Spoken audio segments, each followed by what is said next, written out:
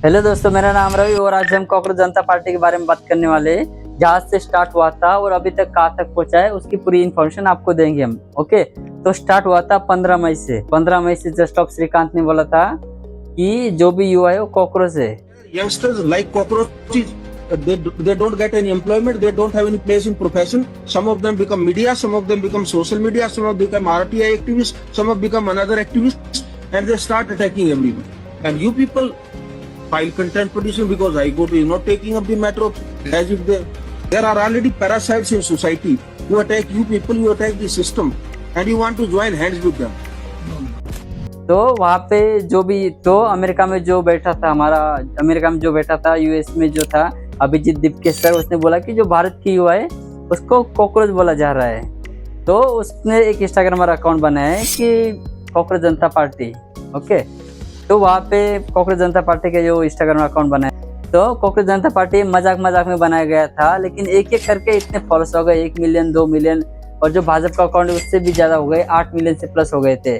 फिर और ज्यादा सपोर्ट मिलने लगा था, 10 मिलियन 15 मिलियन भी 22 मिलियन के पार चले गए कॉकरोच जनता पार्टी के जो भी फॉलोअर्स थे वो। मतलब तब अभिजीत सबको पता चला कि भाई भारत के युवा कितने परेशान है और बहुत ज़्यादा प्रॉब्लम हो रहा होगा, इसलिए लोग इतने ज्वाइन हुए हैं। उसके बाद जो भी अभिजीत दीपके सर ने नेट का एग्जाम भी लीक हुआ था और स्टूडेंट भी सुसाइड कर रहे थे, तो अभिजीत सर ने एक पेटिशन रखा कि धर्मेंद्र प्रधान को रिजाइन दो, क्योंकि भारत के एजुकेशन मिनिस्टर वही है। तो 8 लाख लोगों ने ऑलरेडी साइन की थी उस पर। ओके, लेकिन इतना इंस्टाग्राम पे चलने के बाद भी धर्मेंद्र प्रधान ने रिजाइन देने का नाम नहीं लिया। 2 करोड़ से ज्यादा लोग परेशान थे, फिर भी धर्मेंद्र प्रधान को फर्क नहीं पड़ रहा है कि तुम लोग कौन हो। फिर जो अभिजीत दीपके सर है उसको लगा कि चलो ग्राउंड प्रोटेस्ट करेंगे हम, क्योंकि ऑनलाइन होता है। फिर उसने सोचा कि चलो ग्राउंड प्रोटेस्ट करेंगे, तो दिल्ली में 6 जून को एक डेट फिक्स किया कि 6 जून को मैं हमारे देश इंडिया आ रहा हूँ, जो भी हमारे भारत के युवा परेशान है उसको सपोर्ट करने। फिर एक 6 जून और प्रोटेस्ट की डेट चुनी। फिर अभिजीत दीपके की मम्मी बोल रही थी कि अगर तुम भारत में होगे तो तुमको जेल में डाला जाएगा, लेकिन जो अभिजीत सर है उसको लगा कि जो भारत के युवा है 2 करोड़ से ज्यादा लोग मेरे ऊपर अगर भरोसा कर रहे हैं तो मैं उसका भरोसा कैसे तोड़ सकता हूँ। इसलिए अभिजीत सर ने सोचा कि चलो हम जाएंगे, जो होगा वो देखा जाएगा। फिर उसने 6 जून को दिल्ली में एंट्री की, दिल्ली के एयरपोर्ट पे। फिर उसकी वहाँ पे 2 घंटे तक इन्वेस्टिगेशन हुई। फिर वहाँ पे उसको परमिशन मिल गई कि तुम प्रोटेस्ट कर सकते हो, कि दिल्ली से जो एयरपोर्ट था वहाँ से डायरेक्टली जंतर मंतर चले गए प्रोटेस्ट करने। 6 जून को पूरा दिन प्रोटेस्ट किए थे। ओके, फिर भी धर्मेंद्र प्रधान ने रिजाइन नहीं दिया था। धर्मेंद्र प्रधान के कान के पास अभी तक आवाज नहीं जा रही थी कि भारत के स्टूडेंट इस्तीफा मांग रहे हैं। बताओ, 2 करोड़ से ज्यादा लोग परेशान है और जो भी स्टूडेंट है वो इस्तीफा मांग रहे तुम्हारा, फिर भी तुम दे नहीं रहे थे। बताओ। फिर बाद में अभिजीत सर ने सोचा कि यार चलो एक बार नहीं तो चलो और हम प्रोटेस्ट करेंगे, तभी तो इस्तीफा दे देंगे, क्योंकि अगर लोग परेशान है तो हम उसके लिए कर सकते हैं। फिर 11 जून को पुणे में प्रोटेस्ट हुआ था, और जो 11 जून को प्रोटेस्ट हुआ था तो मैं खुद गया था वहाँ पे प्रोटेस्ट करने, और वहाँ पे भी एक ही मेन मुद्दा लिया गया था कि जो भी धर्मेंद्र प्रधान एजुकेशन मिनिस्टर वो रिजाइन दो। बहुत सारे लोग स्टूडेंट सुसाइड कर रहे थे और तुमसे पेपर लीक नहीं संभाली जा रही, तो तुम रिजाइन दे सकते हो।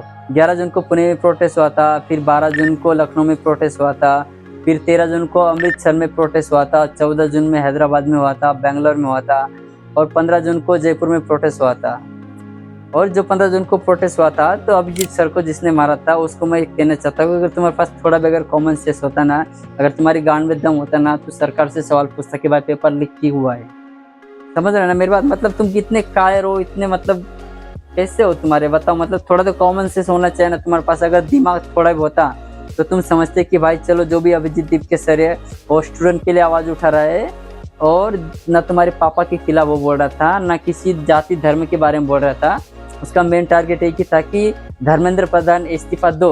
लेकिन तुम इतना भी कॉमन सेंस नहीं तुम्हारे पास। अगर थोड़ा भी दिमाग होता तो तुम उस पेटिशन को समझते, उस बात को समझते कि भाई चलो एजुकेशन जो भी स्टूडेंट है उसके लिए लड़ रहे हैं तो हम साथ देंगे उसका।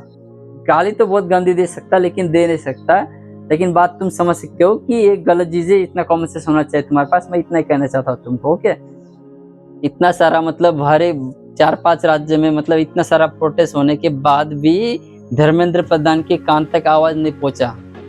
बताओ, समझ सकते ना कि इतना सारा प्रोटेस्ट किया है। अगर तुम थोड़ा भी समझ लेते तो तुम्हारा काम ये था कि रिजाइन दे देते। भाई इतना सारे स्टूडेंट परेशान है तो हम समझ सकते भाई, रिजाइन दे दो, तकलीफ हो रही है लोगों को।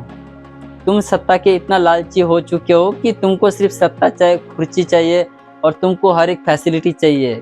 बाकी आप जनता, बाकी जो स्टूडेंट है वो मरे, सुसाइड करे, कुछ भी करे, तुमको लेना देना नहीं है। कैसे भारत देश में व्यवस्था है बताओ? मतलब तुम भारत के पूरे मेन लीडर हो एजुकेशन के और तुमको थोड़ा भी समझ में नहीं आ रहा है कि स्टूडेंट इस्तीफा मांग रहे, तुमसे नहीं संभाला जाए तो दे देना चाहिए ना। इतनी बड़ी बात नहीं इस्तीफा देने। अगर तुम इस्तीफा दे दोगे ना तो एक योगदान रहेगा स्टूडेंट के लिए कि भाई हमारा जो एजुकेशन मिनिस्टर था उसने रिजाइन दिया था। लेकिन तुम सत्ता के इतने लालची हो चुके हैं ना, तुमको इतना भी फर्क नहीं पड़ रहा है कि स्टूडेंट इस्तीफा मांग रहे हैं। बताओ, ऐसी व्यवस्था करके रखे हमारे भारत देश में। अगर कोई गलती करता है तो उसको इस्तीफा दे देना चाहिए, चिपके रहा है सिर्फ अभी सत्ता में हो। मतलब 11 जून, 12 जून, 13 जून, 15 जून तक प्रोटेस्ट किया था, फिर भी उसने रिजाइन नहीं दिया था। बहुत सारे राज्यों में प्रोटेस्ट किया था, फिर भी धर्मेंद्र प्रधान ने रिजाइन नहीं दिया था। तो एक लास्ट ऑप्शन है, और एक बार लास्ट फिर अभिजीत शाह ने बोला कि हम दिल्ली में फिर से 20 तारीख को जंतर मंतर पे प्रोटेस्ट करेंगे। और जब तक हमारा जो प्रोटेस्ट, जब तक धर्मेंद्र प्रधान रिजाइन नहीं देता है तब तक हम प्रोटेस्ट नहीं रोकेंगे। फिर 20 तारीख को प्रोटेस्ट चालू हुआ। 20 तारीख को पूरा दिन प्रोटेस्ट किया, 21 तारीख को प्रोटेस्ट किया, 22 तारीख को प्रोटेस्ट किया, 23 तारीख को प्रोटेस्ट किया और 24 तारीख को भी प्रोटेस्ट किया और 25 तारीख को भी प्रोटेस्ट किया है। मतलब लगातार 5 दिन प्रोटेस्ट किया है। दिन रात वायु रुका, ठंड लगी, धूप लगी, बारिश हुई, फिर भी स्टूडेंट वहाँ अटे रहे। मतलब समझ रहे हो ना, स्टूडेंट अपने हक के लिए इतना लड़ रहे हैं और धर्मेंद्र प्रधान को रद्दी भर भी फर्क नहीं पड़ रहा है कि हमारे भारत देश के युवा परेशान है, मेरे जो स्टूडेंट है वो परेशान है। तो थोड़ी तो शर्म आती होगी ना कि भाई चलो रिजाइन दे दो। उतना भी नहीं कर पा रहे हो तुम। बताओ, एक योगदान मांग रहे तुमको भारत देश के लिए कि भाई तुम इस्तीफा दे दो, ये तुम्हारा योगदान माना जाएगा, तुम्हारी नाकामी नहीं। लेकिन तुम इतना भी नहीं कर पा रहे हो। बताओ। और एक बात की, कल धर्मेंद्र प्रधान से पूछा गया था कि जो भी दिल्ली में प्रोटेस्ट हो रहा है जंतर मंतर पे, उसके बारे में पूछा गया था तो बोला है कि जो भी जंतर मंतर पे प्रोटेस्ट हो रहा है वो नक्सलवादी की बी टीम है। अरे कुछ तो शर्म करो यार, तुम भारत के एजुकेशन मिनिस्टर हो और जो भी स्टूडेंट प्रोटेस्ट कर रहे हैं वो इंडिया के लोग हैं, तो तुम थोड़ा तो कॉमन सेंस होना चाहिए ना। तुम अगर मेन लीडर होने के बाद भी ऐसी बात कर रहे हो तो कैसे है बताओ? मतलब भारत देश में कैसा हो गया है, तुम सत्ता चुन के दो, गरीब लोग है, आम लोग हो, स्टूडेंट हो, जो भी हो, तुम एक मेन लीडर बना के दो। बाद में बोलेगा तुम कॉकरोच हो, तुम एंटी नेशनल हो, तुम पाकिस्तानी हो, तुम इधर से फंडिंग लेते हो, वहां से फंडिंग लेते हो। अरे कुछ तो शर्म करो यार। मतलब भारत देश के जो युवा है उसकी थोड़ी भी तुम वैल्यू नहीं कर रहे हो। बताओ, इतना तो कॉमन सेंस होना चाहिए ना। अरे भारत देश के युवा परेशान है तो चलो इस्तीफा दे देते, तुम इतना भी नहीं समझ रहे हो। बताओ। और जो भी बड़े बड़े नेता है उनको ऐसा लगता है यार हम कुछ भी बोल देंगे, उन लोगों को फर्क थोड़ी पड़ेगा। और जो भी भारत के युवा को परेशान कर रहा है ना, एक बार मैं उसको क्लियर करना चाहता हूँ कि आज नहीं तो कल हमारा भी दिन आएगा। आज तुम्हारा दिन है, तुम्हारी सत्ता है, तुम कर लो, कल हमारा भी दिन है। और दूसरी बात है कि नरेंद्र मोदी भारत के प्रधानमंत्री है, मजाल जो उसके मुंह से निकल जाए कि भाई धर्मेंद्र प्रधान रिजाइन दे दो। मतलब तुम भारत के मेन लीडर हो, प्रधानमंत्री हो, अगर तुमको समझ में आ रहा है, तुमको पता है कि जो भी लोग है वो स्टूडेंट है, आत्महत्या कर रहे हैं, प्रोटेस्ट कर रहे हैं, इतना सारा प्रॉब्लम आ रहा है, तुमसे पेपर लीक नहीं संभाल जा रहे तो तुम रिजाइन दे दो। लेकिन मजाल जो नरेंद्र मोदी के मुंह से एक शब्द निकल जाए, समझ रहे हो ना। मतलब नरेंद्र मोदी को भी फर्क नहीं पड़ रहा है कि भारत देश का युवा पढ़े ना पढ़े, उसको कोई फर्क नहीं पड़ रहा है। ऐसा हो गया है।